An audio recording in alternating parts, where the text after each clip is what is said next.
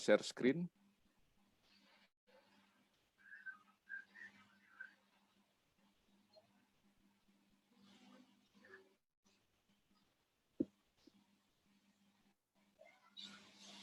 Oke.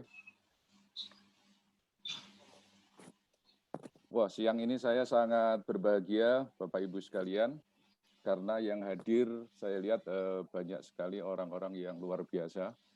Ada Beli Anak Agung Gede Putra, kemudian juga ada Mas Anwar Sanusi. Saya lihat juga ada donatur nih, baik yang komunitas maupun donatur pribadi. Yang semuanya sungguh sangat murah hati mereka ini. Saya lihat di daftar ada yang dari Jakarta, Tangerang, Bekasi, Bogor, Bandung, Semarang juga hadir, Kendari juga ada, dari Tanjung Kalimantan Selatan juga ada. Ini para donatur-donatur Pasar Noceng. Kemudian juga ada, saya lihat ada relawan Pasar Noceng. Ini malah saya dengar ada yang sedang nobar di rumah salah seorang anggota Cafe Gama 78. Ada beberapa relawan berkumpul di situ. Kemudian juga relawan yang di Kalimantan Selatan maupun di Semarang. Saya juga lihat ada teman-teman Kagama Beksan yang selain piawai menari, mereka ternyata juga peduli. Teman Kagama Care, Kagama Candelan, serta seluruh yang hadir di ruang Zoom ini, selamat pagi. Salam sejahtera untuk kita semua dan Assalamualaikum warahmatullahi wabarakatuh. Om Swastiastu Om. Saya mau menyampaikan bahwa kegiatan Cantelan dan Pasar Noceng ini merupakan kolaborasi relawan, penderma, dan masyarakat. Jadi ada relawan yang memang selalu bersedia untuk bekerja, melakukan kegiatan sosial, juga ada banyak penderma yang ternyata ada di sekitar kita. Dan masyarakat sendiri yang memang kita butuh kerjasama dengan mereka, walaupun mereka menjadi subjek dari kegiatan ini. Jadi ini sungguh luar biasa, terutama Pasar Noceng yang merupakan transformasi dari kegiatan Cantelan, ini sebuah pasar subsidi ya untuk keluarga-keluarga yang terdampak ekonomi. Seperti yang tadi disampaikan oleh Mas Anwar Sanusi, mungkin mereka bagian dari 24 juta tenaga kerja yang terdampak pandemi. Nah, ini sebelumnya saya akan kenalkan dulu tim Pasar Noceng karena ini menjadi bagian sangat penting dari kegiatan Pasar Noceng. Ada Elektrino, ini customer service kami, kemudian ada Hajah Dian, itu delivery team, kemudian ada Erin Chandra, sama, kemudian ada Mbok Karni dan Oto, itu bagian pengadaan, ini bagian yang sangat luar biasa berat pekerjaannya. Kemudian ada Pak Barjono dan Pak Sam yang menjadi humas kami. Lalu ada fundraising team, yang satu Adi Sanjaya dan satu Oda Sanjaya, ini satu di Tanjung, satu di Semarang. Kemudian ada advisor kami, itu Cafe Gama 78, Pak Bekti Harsono. Kemudian saya sendiri. Nah, setelah kami menjalani kegiatan Cantelan, itu kemudian kami membuat kegiatan yang bernama Pasar Noceng. Itu tujuan dan sasarannya itu memperkuat ketahanan pangan untuk masyarakat di sekitar lokasi Pasar Noceng dan juga membantu pedagang kecil untuk bertahan di masa sulit ini. Jadi untuk ketahanan pangan itu pangan dan usaha tepatnya itu kita membantu mereka yang terdampak ekonomi tadi. Kemudian untuk kedua, penyediaan sayur dan bahan pokok itu yang kami sediakan adalah bahan-bahan perishable yang berkualitas. Sayur, ikan, daging, telur, buah, dan lain-lain. Itu yang kita sediakan, kami sediakan di Pasar Noceng. Kemudian yang ketiga, itu sasaran kami adalah edukasi kesehatan. Pentingnya sayuran bagi kesehatan dan juga beragam, bergizi, seimbang, dan aman.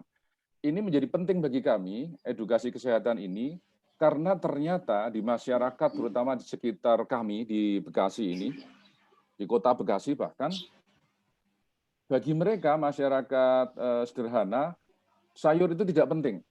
Makan itu yang penting ada nasi dan gorengan. Jadi ini usaha yang luar biasa karena ternyata pemahaman semacam itu membiarkan anak-anak mereka menjadi tidak sehat pada usia-usia sekolah. Dan mereka benar-benar di awal-awal kegiatan pasar noceng itu sulit sekali untuk membeli sayur. Mereka selalu menolak. Dan alhamdulillah sekarang sudah mulai sadar dan mereka sudah tidak keberatan lagi untuk berbelanja sayur. Ini saya sampaikan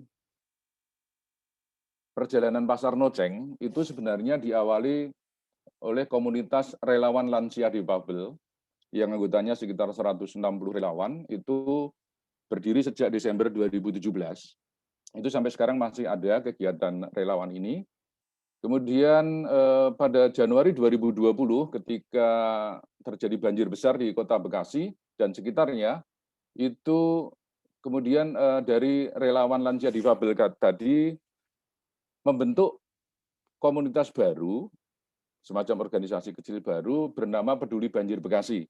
Ini ada sekitar 34 relawan, yang sebagian besar itu adalah anak-anak muda. Kami sangat senang karena usia SLA rata-rata. Kemudian pada Juni tahun 2020, ketika kami sedang break kegiatan, para relawan itu, ada trigger dari teman-teman Kagama Cantelan. Nah, dari sana kemudian ada 9 relawan yang komitmen untuk mulai bergerak. Lalu pada Juli tahun 2020, sekitar tanggal 9 Juli, itu kami melihat bahwa ada sesuatu yang tidak beres ketika cantelan dilaksanakan di tempat kami. Jadi banyak sekali yang tidak mendapat bagian, mereka berebut yang kita sediakan misalkan 20, tapi yang hadir bisa 40, bisa 50, banyak sekali yang nggak dapat. Nah, dari situ kemudian kami berpikir sebenarnya kita mesti mencari cara yang bisa lebih merata, bisa menjangkau semua pihak. Kebetulan ada teman dari tim kecil Bekasi, ini teman-teman juga dari Peduli Banjir juga, itu nyentil, ojo mung ngedum, nek iso golek kegiatan yang lebih mendidik. Kemudian juga testimoni pemburu cantelan, itu ada beberapa ibu yang saya perhatikan ketika berebut, dia hanya melihat. Kemudian saya tanya, kenapa Bu nggak ikut berebut? Pak, kalau berebut dan nggak dapat, itu malunya luar biasa, Pak. Tapi kalau saya beli, tapi nggak dapat, itu gengsi saya masih ada, saya masih lebih terhormat. Nah, dari itu kemudian kami mengadakan pembicaraan internal, tim cantelan, kemudian juga dengan beberapa anggota masyarakat yang pengambil cantelan, itu kemudian kita membuat komitmen baru Pasar Noceng atau Pasar Serba 2000. Dari bulan Juli tanggal 9, itu mulai Pasar Noceng Serba 2000. Kemudian pada pertengahan Oktober 2020, itu kita membuat program baru namanya Pasar Noceng Pepak, atau Pasar Noceng Peduli Pedagang Asongan dan Pedagang Kecil, dengan memberikan subsidi minyak murah kepada para pedagang asongan. Nah, kalau kita lihat pertumbuhan nilai kegiatan itu per tanggal 14 kemarin, itu untuk candelan murni yang di awal bulan Juni sampai pertengahan Juli itu sekitar 18 hari, itu total terdistribusi hanya sekitar 300 paket. Yang kalau kita nilai itu kurang lebih hanya sekitar 4,5 juta rupiah. Kemudian setelah itu, mulai tanggal 9 Juli, itu kita memulai Pasar Noceng, buka 2 hari sekali, itu sudah buka 22 kali sampai hari ini.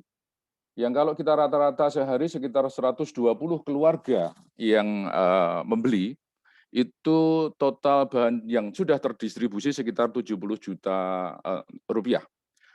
Kemudian kita juga pada bulan Juli itu mengadakan Pasar Noceng Gustu Karawang karena ada permintaan dari salah satu kepala desa yang mereka mendengar ada Pasar Noceng, kemudian mereka datang ke sini. datang ke Bekasi dan mengusulkan, Pak, mengadakan kegiatan di desa kami. Kemudian kami penuhi dan di sana kami melayani 356 warga desa. Kemudian pada fase yang berikutnya itu Pasar Noceng plus kegiatan peduli pedagang asongan tadi.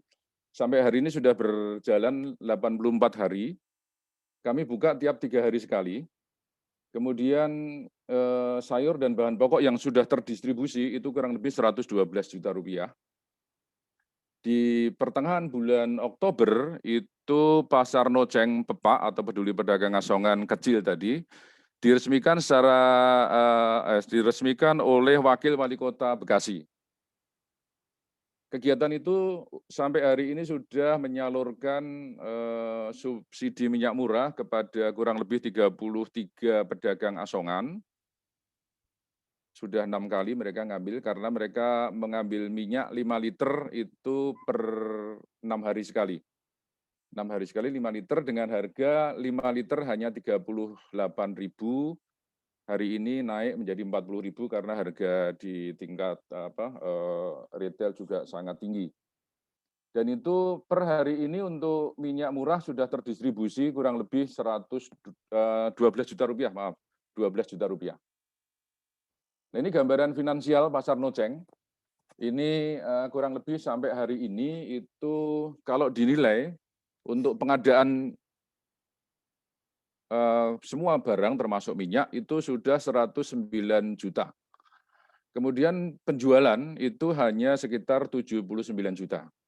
Nah, semua barang yang tadi kita beli pengadaan itu kalau kita nilai di pasaran umum yang terdistribusi itu total sekitar 202 juta. Karena memang sebagai contoh, sawi yang sekarang harganya per hari kemarin itu 10.000 per kilo, itu kalau kita dapat sawi yang beratnya 1 kilo, kita jualnya juga cuma 2.000. Jadi kita menjual, walaupun kita belanjanya 10, kalau dijual di luar itu bisa sampai 12, 13. Jadi perhitungan yang nilai pasar umum ini adalah perhitungan sekitar kalau dijual di pasaran umum. Sudah sekitar total 202 juta rupiah. Defisit per hari ini itu defisit dari pengadaan dan penjualan itu sekitar 34 juta. Inilah yang kemudian ditutup oleh para donatur. Ini ada gambar beberapa kegiatan. Yang paling kiri ini pada saat peresmian pasar subsidi minyak murah. Kemudian ini kegiatan-kegiatan lain. Nah, untuk Pasar Noceng Pepak sendiri, itu program yang sedang berjalan, itu adalah program pembagian minyak murah kuartal 1 dari pertengahan Oktober sampai nanti pertengahan Januari. Ini sudah ada 33 pedagang yang terdaftar, dan ini tadi sudah saya sebutkan harga minyaknya seperti itu. Kemudian program lanjutan itu yang sudah kita tetapkan untuk kuartal kedua, Januari sampai April 2021, dan kuartal ketiga, April sampai Juli 2021. Target kami di kuartal berikutnya nanti sekitar 42 pedagang per kuartal. Ini untuk minyak murah, kebetulan donatur utamanya ada komunitas SX, lalu yang donatur kedua dari Peduli Banjir Bekasi tadi. Nah, ini daftar donatur per 14 November. Yang komunitas itu ada Peduli Banjir Bekasi, ada Serikat Saverian, ada Kagama Care, ada Kagama Pertanian Jawa bagian Barat. Kemudian donatur tetap ada Michael, Evi, Pak Samhari, Pak Hadi, Bu Ita, Bu Yesi, Bu Lis, dan Adi. Yang berwarna biru itu adalah donatur-donatur tetap. Yang komunitas ini juga donatur tetap ada 2. Kemudian untuk donatur yang lain itu ada Bu Aryan, Mbak Belinda, Pak Edi, Bu Wulan, Pak Mul, Bu Ida, Bu Diah, Pak Fran, Trio, Kwek-Kwek, ada Bu Endah, ada Bu Tri Hastuti, ada Pak Karno, ada Mbak Rita, ada Bu Erin, Pak Dwi, Bu Dian, ada Pak Aji, Mbak Sinta, ini juga dari Kagama Beksan, ada Dewi dan planner muda dari Bapeda Kota Bekasi, ini luar biasa. Mereka anak-anak muda milenial di ASN di Bapeda yang mereka sangat peduli mereka memberikan sumbangan dengan mengumpulkan uang dari anak-anak muda di kantor itu. Kemudian ada Ibu Lisa Koto dan ada Ibu Nita. Dan ini terus kita harapkan akan bertambah jumlah donatur yang bisa mendukung kegiatan Arno maupun Arno tetap. Saya mau sampaikan kenapa pasar Noceng sampai hari ini itu masih bisa bertahan, meskipun kami buka rutin 3 hari sekali, yang setiap kali buka dihadiri sekitar 120 sampai 150 pembeli. Itu kunci pertama adalah di tim pengadaan. Ini mungkin memang sengaja saya share karena saya berharap ini bisa diduplikasi oleh teman-teman ke tempat lain. Yang pertama, tim pengadaan itu bertugas menjaga kualitas, memberi jaminan kualitas produk, menjamin penyediaan produk yang layak pangan dan cukup gizi.